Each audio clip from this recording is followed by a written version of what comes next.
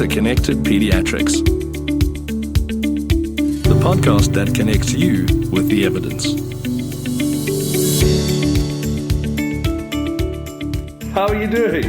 I'm doing fine. What about you? I can't complain, thank you very much. Thank you so much for making time. You do look tired. I'm just at work. Okay.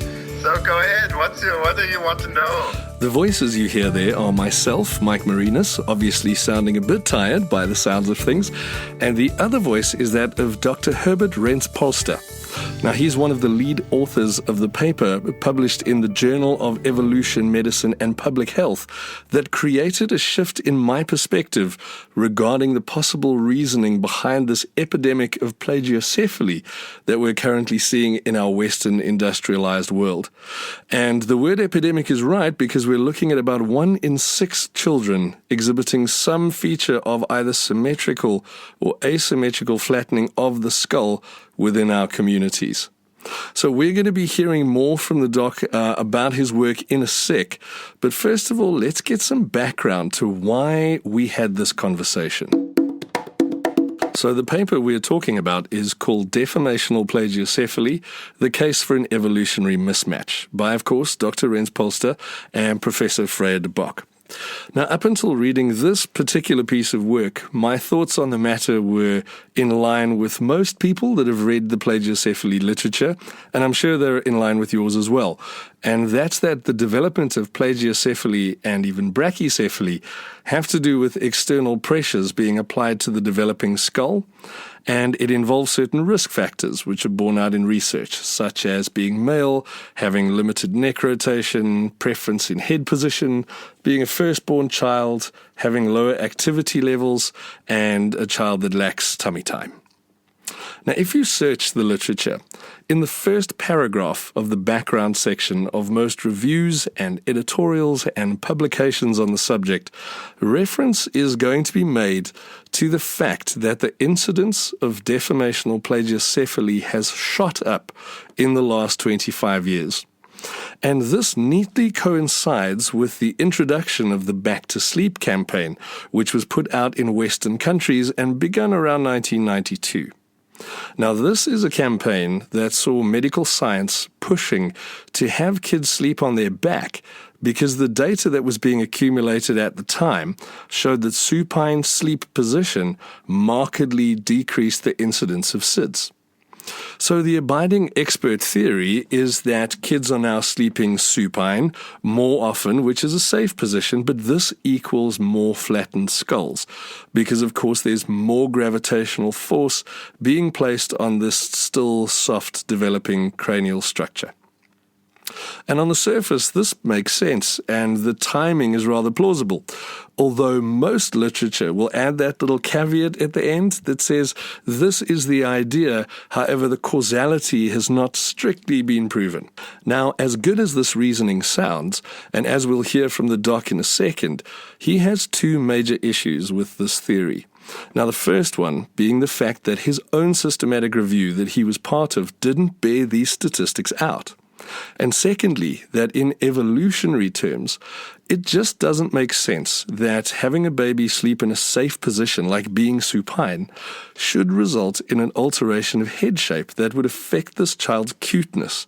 And we'll get into how important it is for a child to be cute as we get into the podcast. So this paper takes a critical look at how our Western lifestyle differs from the traditional lifestyle. Especially we look at the realms of feeding, transport, and sleep, and how these factors could be hidden confounders in the plagiocephaly epidemic that we are dealing with today. So let's introduce Dr. Renz Polster. He obtained his medical degree in 1979 in Munich, and he completed his doctoral thesis in Pakistan and India.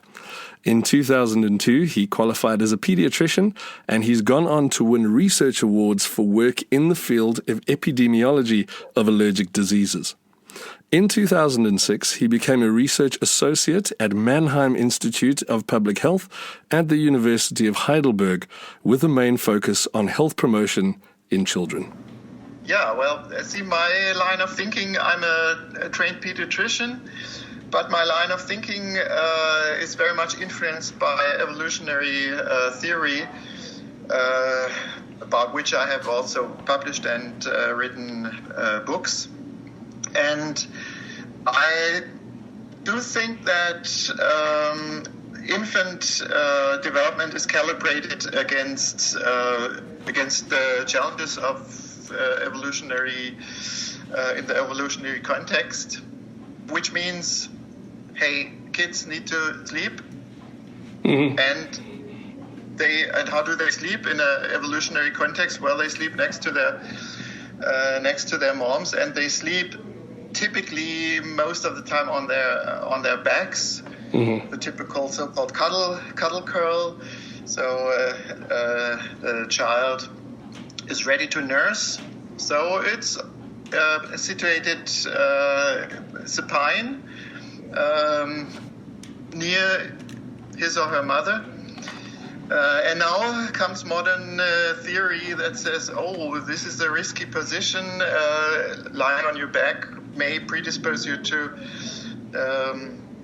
becoming flat-headed, which in turn, in an evolutionary sense, is basically a bad handicap because the rounded cranium, posterior cranium, is part of the Kinderschema, of the attractivity signals of the infant.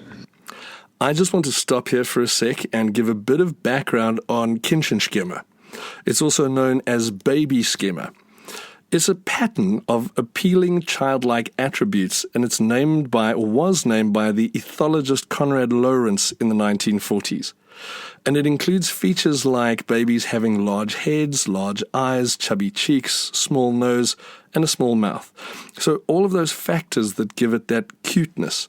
And the interesting part about Kindchenschema is that human babies hit the height of their cuteness at around 6 months of age, which is around the same time that deformational plagiocephaly threatens this multi-pronged attack on it by flattening the back of the head, possibly leading to compensatory shifts in facial architecture, resulting in a flattened forehead, facial asymmetry, and bulging eyes. And if you think this cuteness is a trivial matter, the research into handling of children, adoption, and developmental outcomes disagrees and even speaks of cuteness as an important developmental resource. And as the doc says, it doesn't make sense that safe sleeping would cause such a social compromise at a time when a baby needs to be their cutest to draw out these caregiving feelings from more and more people in the community as their needs grow.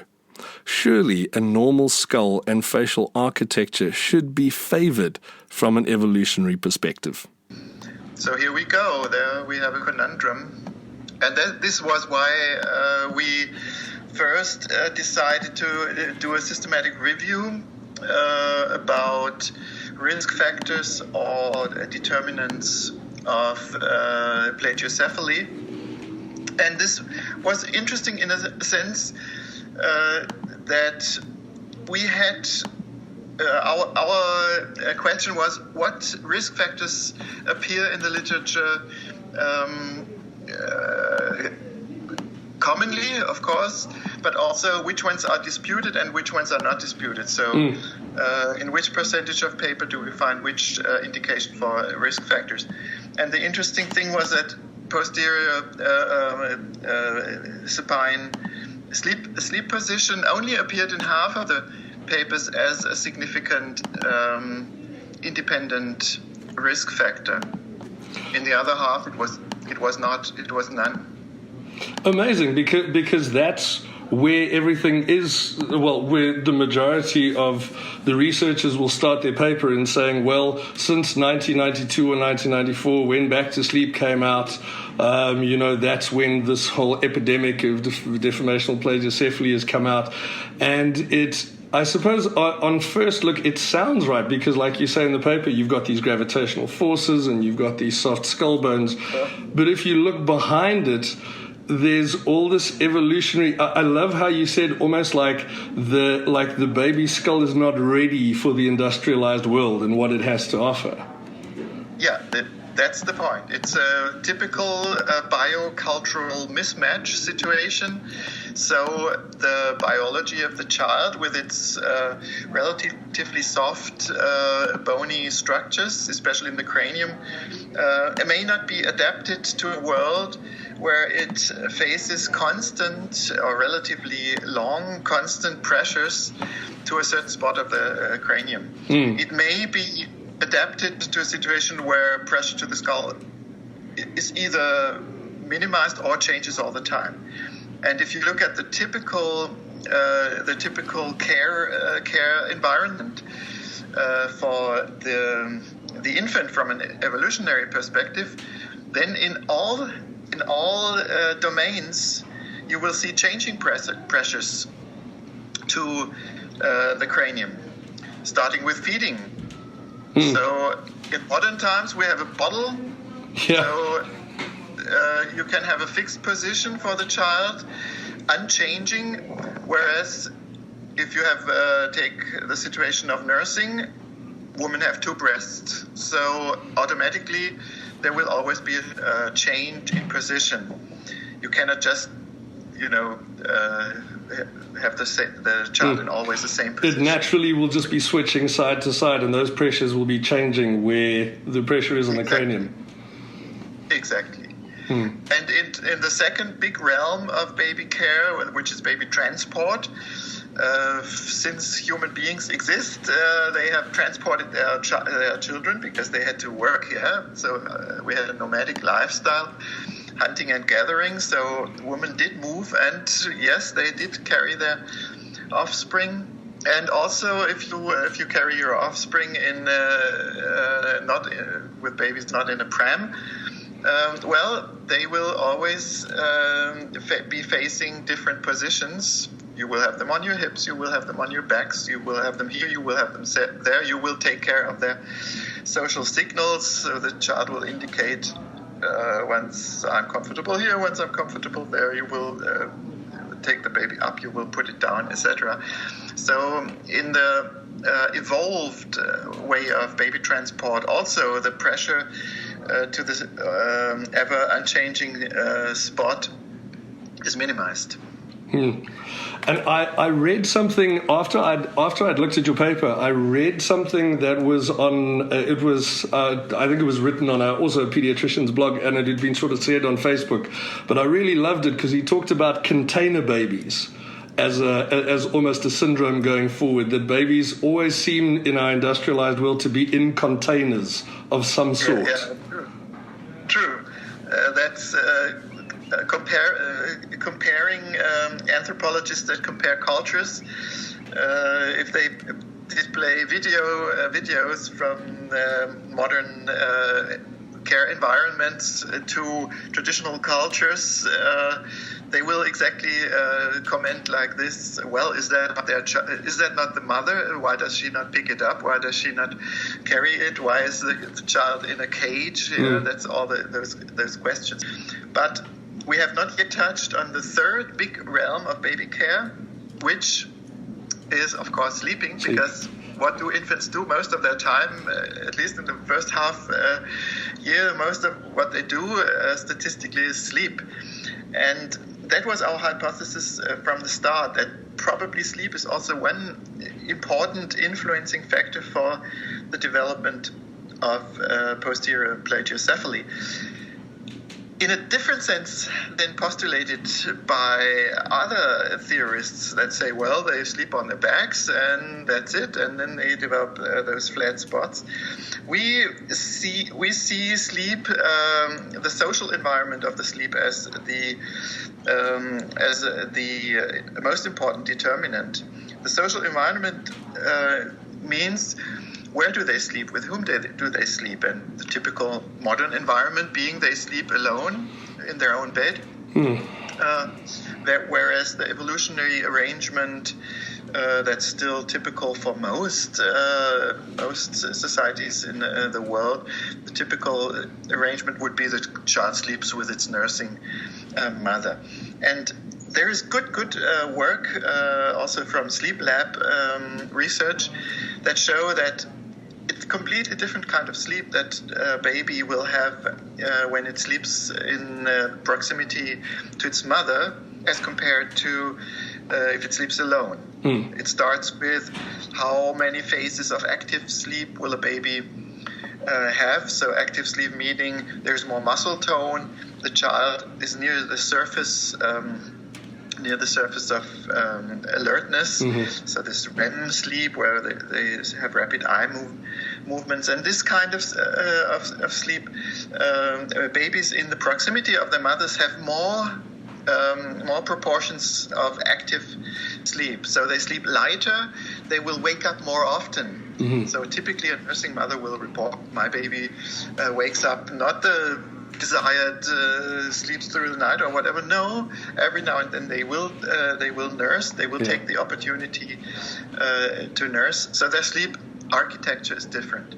And looking at the skull, the sleep architecture means they wake up more often. They are being repositioned actively more often. So overall, if you look at kids sleeping in proximity of their mothers, they do spend a considerable less time on the unchanging same spot. The question is, which is the most important factor for the development of plagiocephaly? I do not know. It may be in some kids that the risk factors, some very strong risk factors, are the important bottleneck in carrying devices in the car seats, because those are really poisonous for in terms of pressure, because you really have a lot of pressure on the back of your skull. Plus, it's very tempting to have a sleeping baby, just carry it outside and then leave it in your baby, your car seat, and then he sleeps there. So that may be in some cases the most important part. In others, it may be the kids always being in a pram, etc., etc. So we don't know. But I think it's such a beautiful construct that you come up with, because it's something that we can give to parents, and we can go, look, it's almost just like changing a mindset of going, there are these things that maybe our baby's biology doesn't do so well with, and if you can aim your way at maybe looking at the car chair in a different way and going, it's a necessary evil because we have to be in the car and we understand that, but when you get out, the baby has to move out, and because biologically it could add to, and it could be part of the environment and then adds to this possible plagiocephaly that comes later. It's just the environment being almost more harsh on that skull. Oh yeah, I see that the evolutionary contribution, I see that as a liberation for parents, because it shows them that there are also other ways of caring for babies which have been time proven and which have accompanied babies since humankind exists. So that's liberating to know, yes, kids have had supine sleeping time throughout human history, and yet it hasn't affected them in terms of their attractivity, because they slept close to their mothers. And that I'm not going to get the pronunciation right, so I'm going to say baby scheme, because that's, I'm not going to get it right. However, I kind of did a little bit of digging on that when I looked at when I'd read it in your paper, and I kind of thought, I wonder how important that actually is. And it turns out that cuteness is quite quite an arrow in the quiver of children to be able to pull out caregiving behavior. And especially, I love what you talked about, where the 4, 5 months or the 6 months where both of these things kind of come together. This point in time where a child is now, in an evolutionary sense, looking for help, not maybe just from the parent, but from other people around. And why would it make sense that at that time a deformity would come in, which would be that handicap to getting that help? Yeah, that's contrasting to other primates, which are born as ugly as humans. But they remain scrawny. They have the same overall appearance. They don't fill up in terms of attractivity. They don't develop those super cute features. And humans, they are born chimpanzee-like, but then they develop into very attractive beings. And that has to do with the privilege of the only member of the primate family, Homo sapiens, which has the privilege to then shift care to other caregivers. We are so-called cooperative breeders. We need others to take part in baby care. Mother alone cannot master the whole caloric and otherwise support of an infant. It's way too expensive. The human is too immature and is too dependent on catching up. And so the human child needs cooperation. They need helpers at the nest. And the baby helps in recruiting by developing attractiveness features from which the posterior skull is a very important one. And so they need to be attractive. Doc, we were talking, kind of discussing the paper, and one of the things that we were talking about in discussion was how much of a point do you think vitamin D, vitamin D deficiencies is when it comes into this? I know that there were one study within the systematic review that you did with Prof. Freya that did speak about this. How much of an impact does vitamin D deficiency have? It does have an impact in certain subpopulations, because if you look at migration patterns, clearly there were some disadvantageous effects from migration of dark-skinned people into the northern hemisphere. I myself did my residency in Portland, Maine, so not really high up in the north, but we did have a few cases of tetany, so of calcium, low calcium in the blood, caused by vitamin D deficiency, but only in the black population.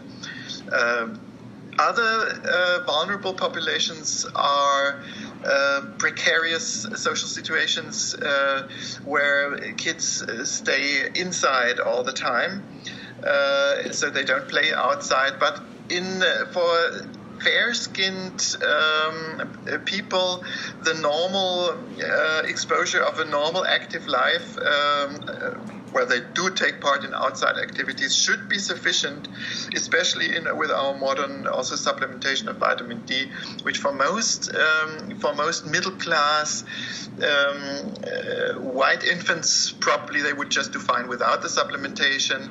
And this clearly has an impact on head shape development only in certain mentioned population. Yeah, sure. No, I found that a very interesting part of the discussion.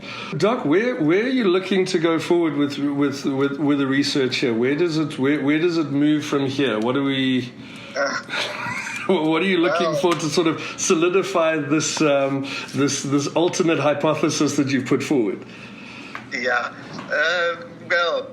I've been thinking about doing an experimental study comparing different subgroups of parents. I'm not sure about South Africa, but in Europe, especially in Germany, really especially in Germany, as opposed to, for example, France, we do have many different what we call parenting cultures. So they have different attitudes. Their middle class is frequently oriented towards more alternative lifestyles, towards attachment parenting, what they call attachment parenting maybe in the US. And so we do have distinct parenting cultures. Some will only have them in the pram and only transport them, and others will have them only in the sling. Some will do bed sharing only, others will not do it at all. Some will do nursing until the kid is 3 years old. Others will not even start nursing. And these cultures we can use as basically experimental fields. It's like you can compare cultures, then check their expositions, determinants via, for example, questionnaire. And then it would be easy, and probably you could even do it via internet with the smartphone, certain standardized way of head shape assessment. You don't need, for that kind of research, if you have enough kids, you wouldn't even need a lot of measures. Empirically, I do this all the time because I take part in a lot of discussions about how to raise kids and do a lot of talks. And so I have different parenting cultures among my audience, and when they bring their babies, I always check their backs of their skull. And if I'm with La Leche Liga, like advocates for example, a longer duration nursing, I never see a child with plagiocephaly, whereas in others... I read you had written that, where you said if you go to a La Leche League meeting, you spend a long time trying to find a child with a flattened head. Yeah. And so that would be easy to confirm the hypothesis, but to be honest, I wanted to bring out this paper and make the community aware. You should think deeper, you should think evolution, you should think human history, and for me it's basically self-evident. It's opened my mind to it, and I think for a lot of practitioners, it also gives another opening to be able to help parents in another way. To be able to give them this way of thinking and give them practical things that they can do at home. Carry your baby on your hip, get the neck strong, get the musculoskeletal system stronger, because there are these possible outcomes, and it just, as you say, it makes so much sense. Yeah. Well, I thank you very much for your time, Doc. I really, really do. Thank you for chatting to me. And Yeah, thank you. So where does this leave us as practitioners that want to give evidence-based best care to our moms and babies? So in terms of feeding, there is some literature showing an association between deformational plagiocephaly and bottle feeding, fixed feeding, and bottle propping. There's significant interaction that's been noted between deformational plagiocephaly and the use of car seats when they're used for sleeping purposes. Now, deformational plagiocephaly has not yet been implicated in the use of strollers or prams in any empirical studies, nor has the preventative effect of baby wearing been studied. So for any researchers out there, that sounds like a good topic to be covering. And the same holds true for data regarding deformational plagiocephaly and sleeping alone or the use of sidecar cribs. So from a theoretical standpoint, it might be of benefit for us to look at plagiocephaly not so much as this medical developmental disorder, but rather as a cost of Western caregiving in the current industrialized environment in which babies find themselves but are ill prepared for.